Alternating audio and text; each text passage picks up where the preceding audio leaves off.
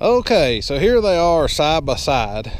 The new's on the right, the old's on the left.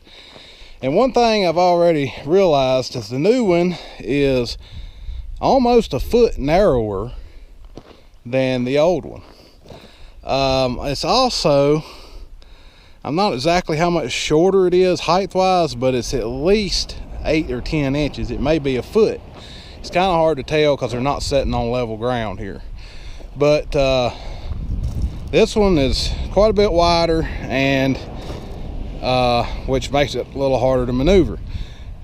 The deck is definitely longer, and I believe this one may be a little steeper. I was concerned that this one may not be as steep, but it looks a little steeper than this one to me. I'm gonna have to get something to measure that with.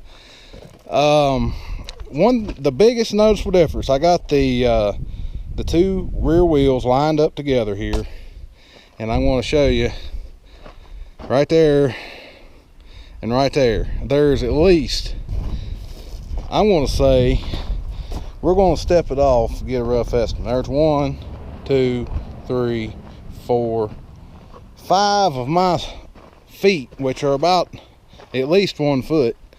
So 5 foot longer in this machine here than this machine. That is huge difference. You can see the height difference in the, looking at it from the front here. It's quite a bit. And you see this frame, the frame's a whole lot heavier on this one than it is on the new one, but they assured me that this frame would hold up just as well. This was 2x2 square tubing. They say it's designed to hold up just as well as this one, and be just as last just as long. So now one of the biggest differences you're going to see on this one is this chute. It's a lot steeper and it's completely open. It has a hay dog in it, so you can unhook it and it doesn't let all the hay fall out. Where this one, if you unhooked it, and I got a huge thunderstorm coming, I may have to cut this short, but that one, all the hay will fall out of it if you ever unhook it from the baler. This one, you can do it either way. You can flip it up if you want it to fall out, or you can leave it down if you want it to stay in. Also, if you have a busted bale in here, you can just get up here and dig it out. Whereas this one, you just had to push it out with the baler, and then you had to get it off the deck and made a big mess. I think this will be a little better. The only thing that concerns me about this is on my steep land, I don't know if I'll occasionally have a bale actually fall this way going down a steep hill, but I don't know. I hope not, but we'll see. If we do, we can probably figure something out on that. Let's see what else is different. This is braced up a little different. Basically, the belt systems are the same. This one had the belt system on it too. It's basically the same. Both have. This one only came with one front wheel on, and I ended up putting the double on. It was an upgrade. This one comes with the double on it. I think they started doing that on all of them. You have a little place here you can put some twine, I guess, if you wanted to. You're not supposed to ride on these, obviously. Right here is the bird box. They done away with the bird box because birds build nests in them, so it's just it's a whole lot simpler. It just a pin and a hole is all it is here. Basically the only other thing under here is this. And see, on this one there's quite a bit more mechanism. You have a spring here, you have all this cable here, and a weight. You have a weight, and then you have double springs over there, and then up here you have a big long spring and another spring. And this one, all that's done away with. All you got is this one spring underneath. Well, I take that back. There's 2 springs underneath. You got an owner's manual carrier. That one didn't have that. Of course, you got lights. The old one didn't have that.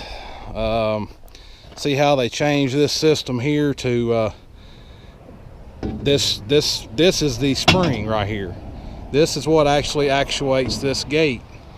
Now on this one, you had this, that actuated it, and then all the mechanism was underneath here. So they simplified it. They done away with the double spring, and they're using this single big spring up here, and there is actually a small spring right here, but everything is contained onto the top side of the machine, which makes it a little simpler. And how much more, if it's going to be more durable, I don't know yet. We'll find out. I did have a lot of trouble with that one breaking springs. These arms that turn the bells, they're shorter, and they have this to keep it from catching the string. These are a lot longer. I don't know if that's going to make any difference, but I'm sure they know what they're doing. Mine doesn't have a thing to keep it from catching strings, but I never had any trouble with it catching strings. So I don't know what the deal is with that, but I guess we'll find out in time.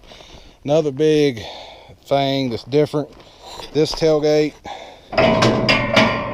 it opens from the top, slams back like that. Mine, open it up, it went down, and see, it's always trying to come up, so it depended on the weight from the bales to push it down. Well, once the last couple of bales were on it, it could pick them up a little bit and drag them along behind it.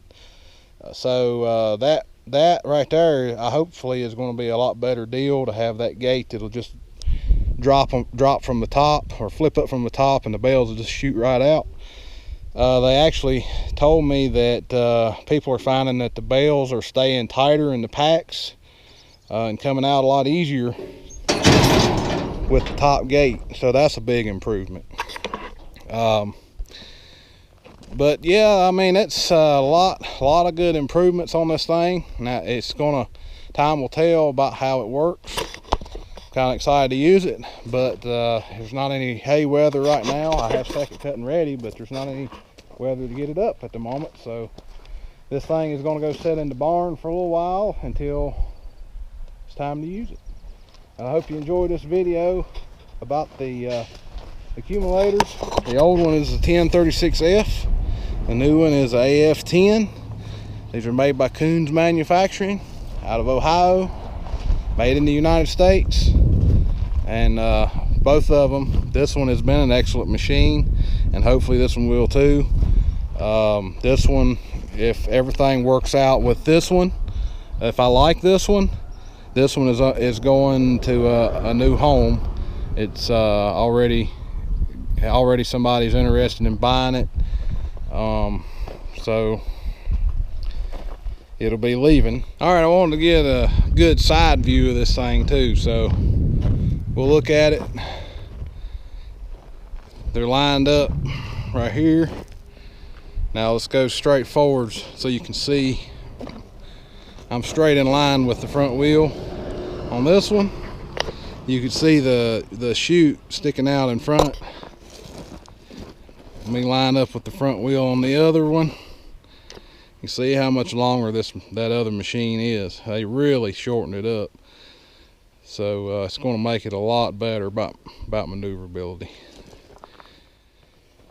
Okay, so I'm going to try this thing out. I got one bale of hay, and I'm going to push it up the ramp, and it's going to come right here, and it's going to hit this, and it should turn it sideways. Now it's sitting on a slight angle, and we'll hold the camera level so you can see it's leaned that way a little bit. My fields aren't level, and this one always done good with it once it got broke in. This one's not broke in.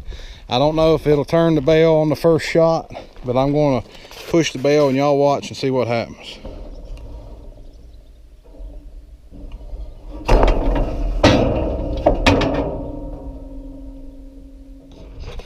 All right, looks like it mostly worked.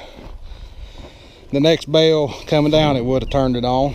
So yeah, I believe it's going to be all right.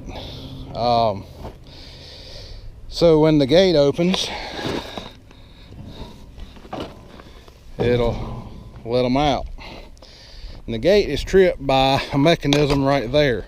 The next to the last bale flips this over, and that gets it ready to trip. And then the last bell trips the arm right there, opens the gate, and the gate actually closes on its own by gravity. And this gate had to have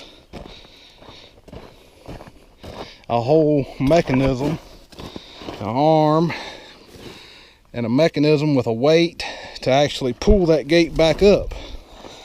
And all this gate is, it closes by gravity, so that's a whole lot better. It's a lot less moving parts, a whole lot less stuff to go wrong. As soon as I move that bell, it's already shut itself, so that's pretty cool. I like it. All right, we'll talk to y'all later.